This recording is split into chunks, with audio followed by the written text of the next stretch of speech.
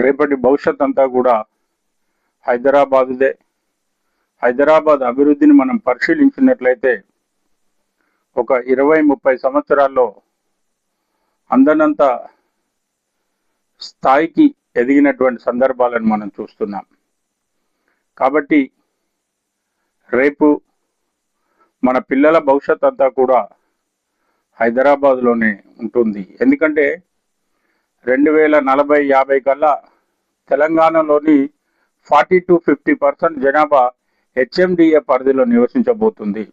అంటే ఇప్పుడు ఈ regional ring road, regional ring rail వచ్చిన తర్వాత ఆ పరిధిలో నివసించబోతుంది. కాబట్టి మన పిల్లల భవిష్యత్ కోసం హైదరాబాద్లో మనం పెట్టుబడి పెట్టాల్సినటువంటి అవసరం ఉంది. ఎందుకంటే వాళ్ళు అక్కడే చదువుకుంటున్నారు, అక్కడే ఉద్యోగం చేస్తారు, అక్కడే సెటిల్ అవుతారు. కాబట్టి భూములు తక్కువ ధరల్లో ఉన్నప్పుడు పెట్టుబడి పెడితే లాభం ఎక్కువగా పొందడానికి అవకాశం ఉంటుంది.